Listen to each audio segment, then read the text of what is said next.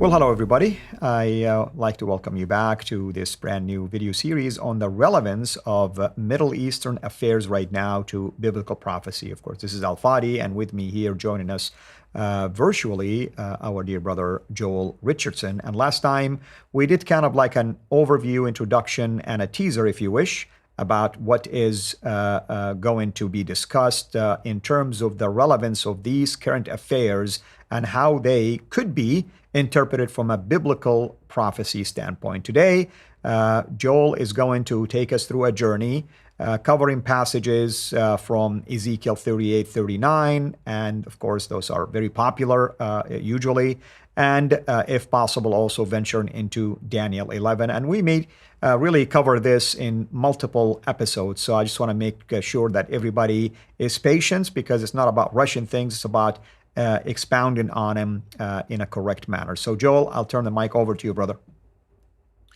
All right. So yeah, we began talking in the last session about this massive shift in the Middle East, obviously over the past year with all of the Israeli victories over Hezbollah and so forth, which has ultimately led to the takeover of Syria, the fall of the Ba'athist Assad regime. This is a tectonic shift.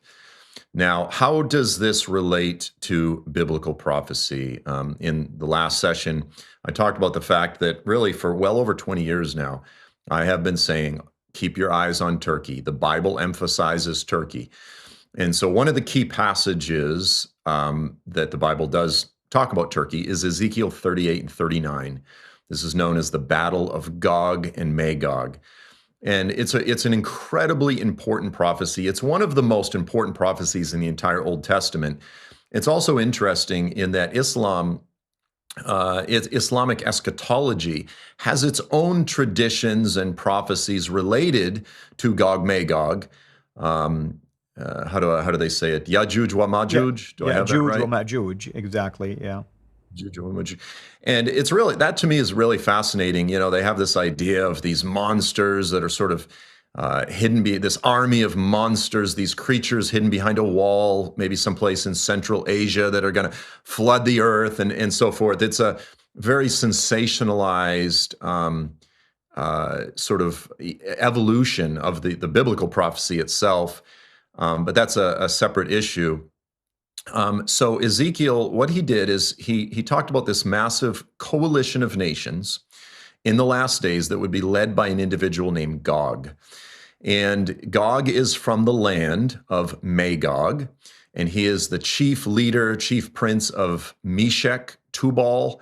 You have references to Gomer, to Gorma, Persia, Cush, and Put. So these are all different biblical ancient names. And so among interpreters today, there's really two different methods in terms of how to understand and interpret these names. The primary method, if you're to do a very careful analysis, and I have, I've done a very careful analysis of several of the top prophecy books put out by all these leading Christian authors and prophecy teachers, as they try to interpret these names, these regions.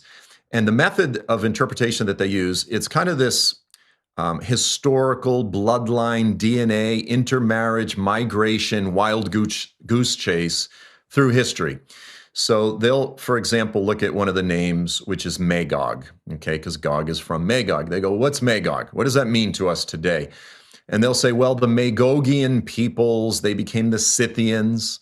The Scythians migrated out of Asia Minor through Bulgaria and Moldova and Ukraine, Romania, up into Russia. They intermarried with the Scandinavian, Russian peoples, and they became the Russians. So they'll say Ezekiel was talking about Russia. This is a very common teaching, a very common argument, among Christian theologians. Well, the other method of interpretation is simply the historical grammatical method, which is to say we just look at these names and say, what did they mean to Ezekiel and his immediate audience? What did it mean to Ezekiel's audience in their day? And names like Magog, they were in Asia Minor or Anatolia. Today, that's Turkey. It's the region of modern-day Turkey, Syria, northern Iraq. Okay, so when we look at Ezekiel's prophecy, not using this historical bloodline wild goose chase method. Because if you do that, by the way, Al-Fadi, let's say you do that consistently. One of the other names is Gomer. The Gomerites became the Gemari. They became the Cimmerians. They became the Celts. So you'll see all these Christian prophecy books that say like the coming Russian invasion of Israel. And everyone thinks, Americans in particular, because, Russia is our historical enemy. We think, that's what the Bible says. We think the Bible demonizes our political enemies. But no one's written a book called The Coming Irish Invasion of Israel. But yet, if they were consistent, they would have to do that. Because if they're trying to claim that Magog became the Russians, then you have to include Ireland and Scotland and England and pretty much all of the Western world, all of the Japhetic peoples, okay? Because all of the names are the children of Japheth. In other words, they're Caucasian. That would be like the United States, Canada, Central and South America, Australia, New Zealand, If you simply use the historical grammatical method, which I would argue is the responsible method, then we're simply looking at the regions that in Ezekiel's day, that was Anatolia, it's Turkey, it's Syria, and so forth. So, a lot of these guys, in my opinion, they use a flawed interpretive method.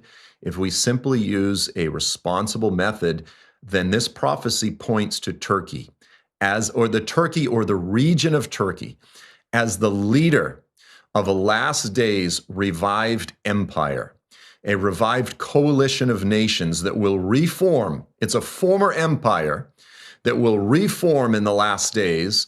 It will unite many of these Middle Eastern and North African nations, and together they will eventually invade the land of Israel.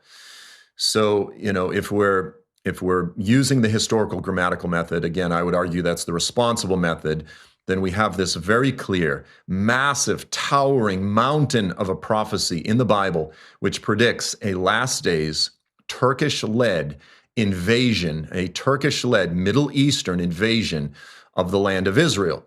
And then you look right now at the president of Turkey, Erdogan, openly, regularly using this hostile rhetoric toward Israel, thumbing his nose at the West, pumping his chest, thumping his chest, as though he is sort of emerging as the region's most powerful leader.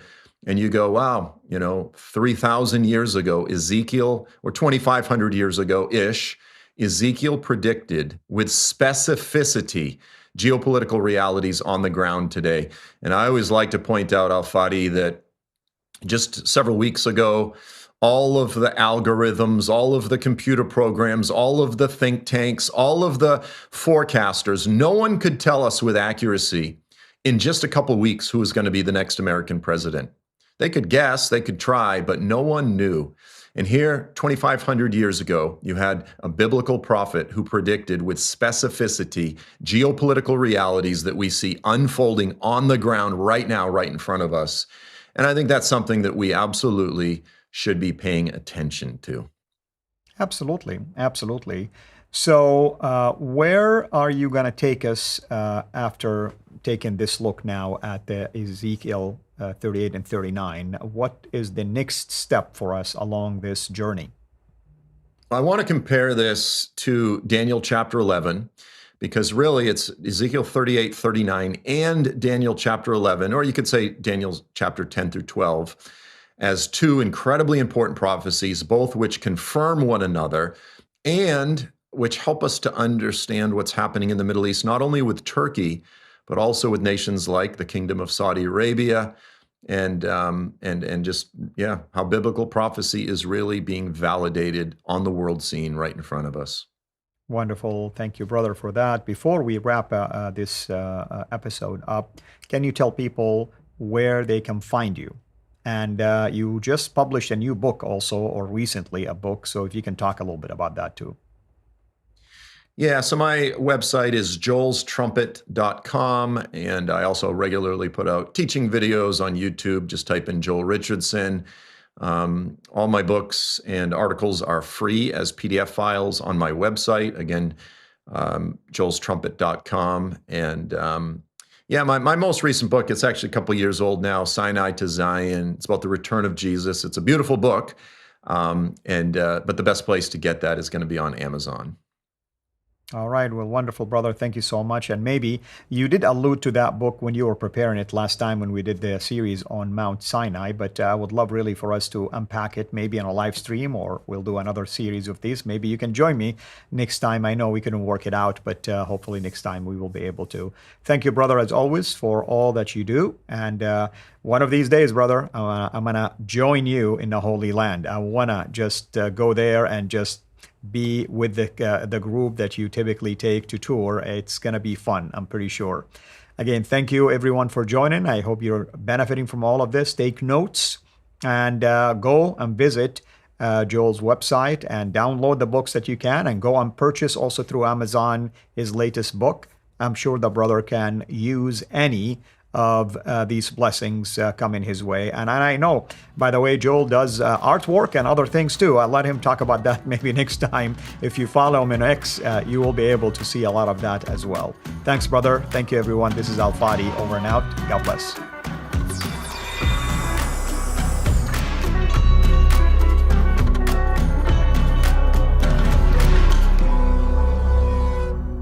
Thanks for watching. Please like, subscribe, share, and comment. And ring the bell so you will be notified when we release new content. Our mission is to reach Muslims with the gospel of Jesus Christ and help Christians engage with their Muslim neighbors. If you want to join us in this life-changing work, please support us on patreon.com/Sira International, or just click on the link below.